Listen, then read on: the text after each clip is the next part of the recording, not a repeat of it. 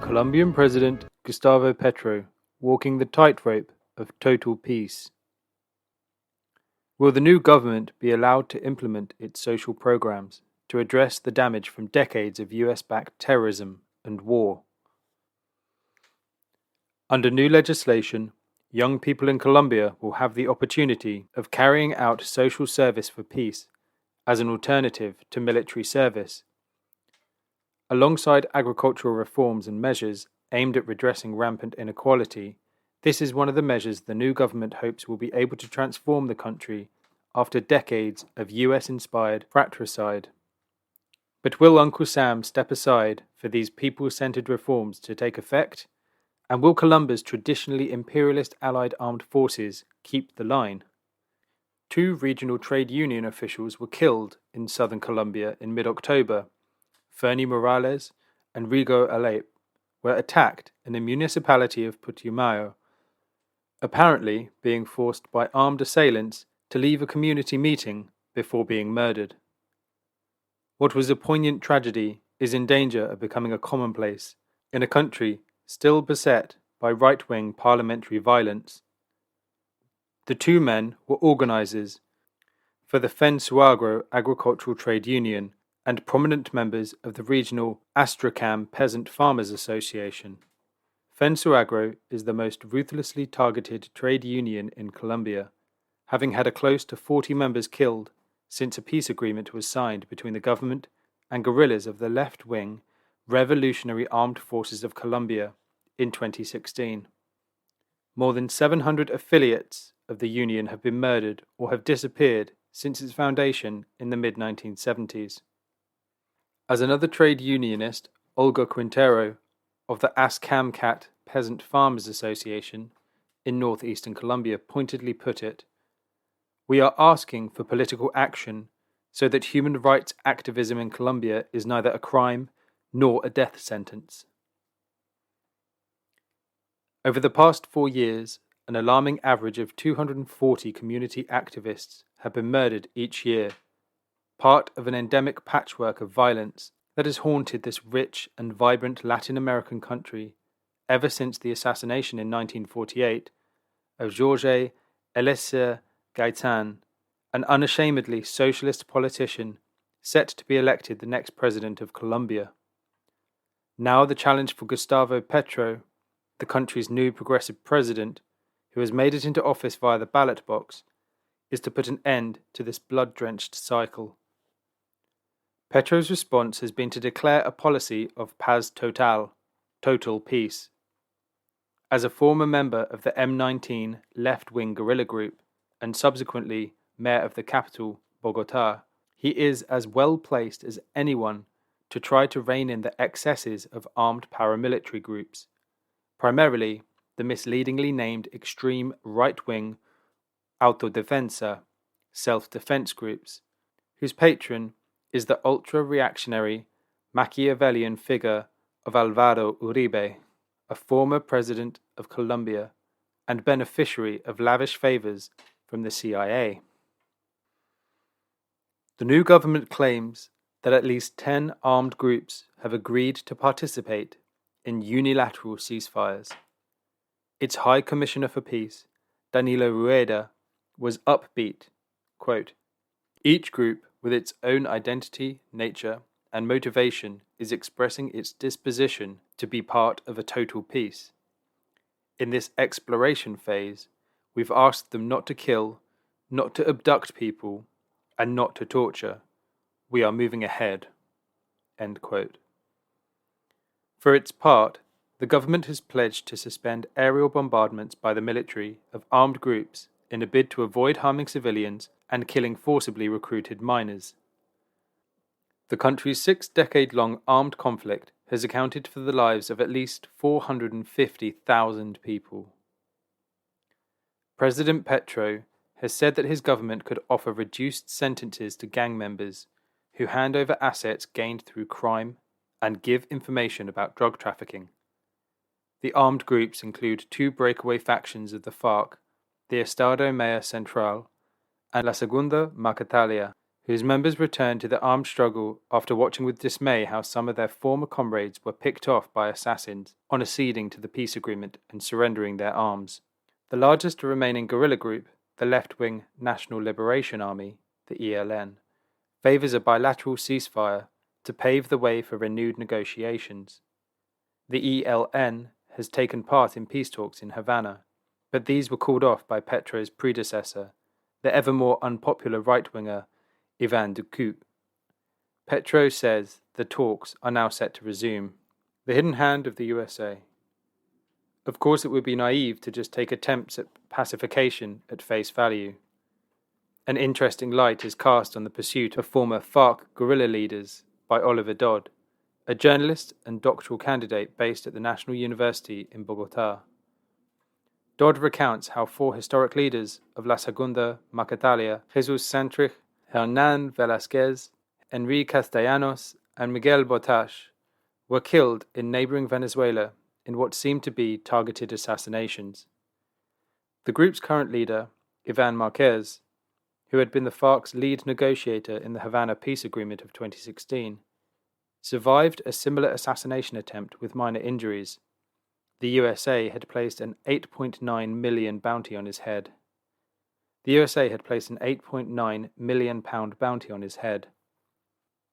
Counterinsurgency planners believe that by neutralizing the Segunda Marquetalia's most experienced leadership at an early stage in the regeneration process, it can provoke an existential crisis within the ranks of the organization and prevent it from establishing deeper roots. To avoid an outright war with Venezuela, they chose a hybrid warfare strategy of using small units of mercenaries to covertly assassinate FARC leaders. The Colombian state, including the former president Ivan Duque, and his right-wing government always denied any involvement in the attacks and blamed random criminal gangs. Having spent some time in Colombian guerrilla territories and interviewed various communist guerrilla fighters for my research, it is clear to me that these heavily protected and experienced guerrilla leaders were not targeted by criminal gangs, but highly trained commandos benefiting from US intelligence. To selectively target highly protected guerrilla leaders in territories under their control requires real-time information about the area, the entry and exit routes, the makeup of the civilian population. The idea that this was the work of random criminal gangs is fake news. The Unknown Story of Colombia's Campaign of Military Intervention in Venezuela, Morning Star, the 7th of October 2022. What Petro has to confront is the all-pervading influence of the United States on Colombia's military, which under more pliant governments it has become accustomed to finance and control. Given its generous, self-interested investment, US imperialism will not regard him as an ally. Tackling the agenda. Immediately after his historic pact coalition took office in August, Petro sent sweeping proposals for tax reform to the country's Congress. In contrast to tax hikes for the low-paid, introduced by Duque in April 2021, which sparked mass popular protests and the killing of more than 50 Colombians by riot police, the new government sought to raise taxes on the wealthy and remove exemption on corporate tax enjoyed by many companies, resulting in a more equitable distribution of the country's wealth.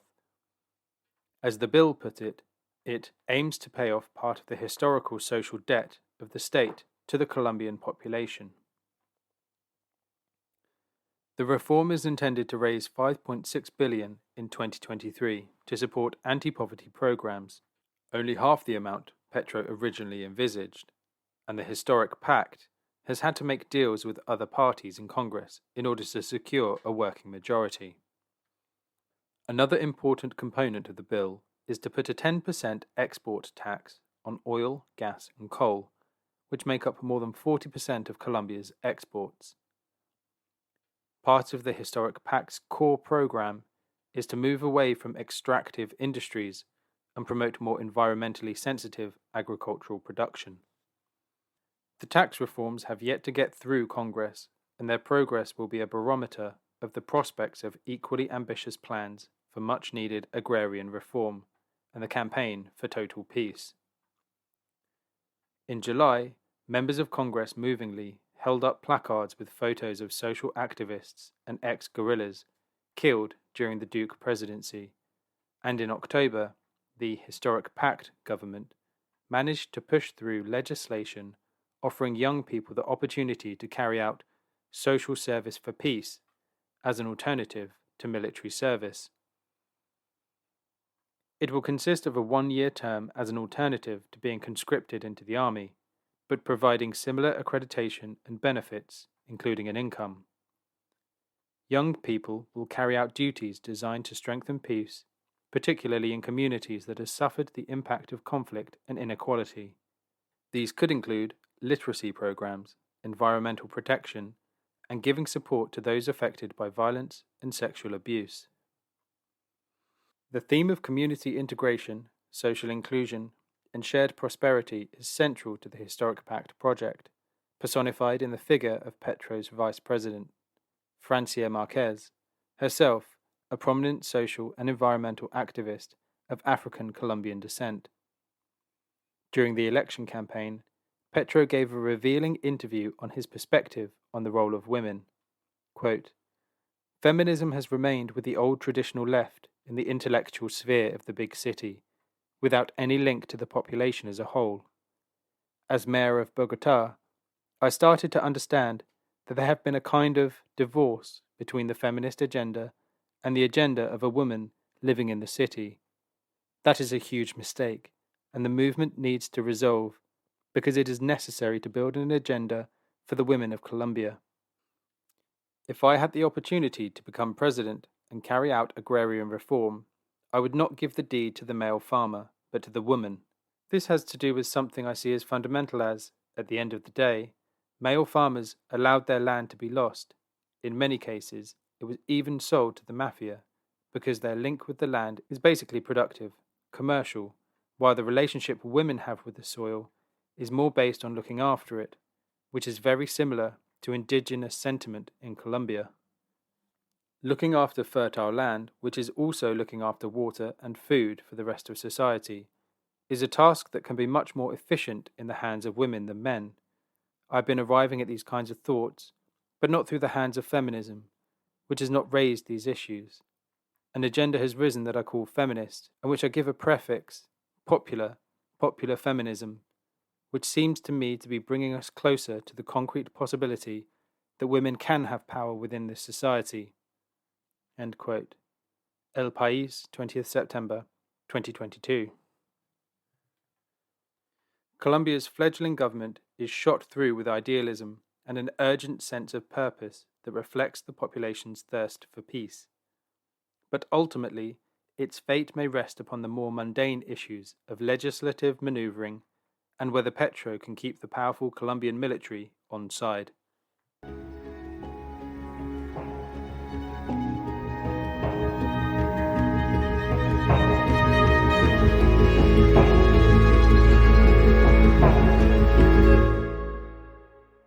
Thanks for listening to Proletarian Radio. We aim to bring you the best Marxist analysis on current affairs, revolutionary history, and theory. Do like, comment, subscribe, and share our content to help us reach the widest possible audience.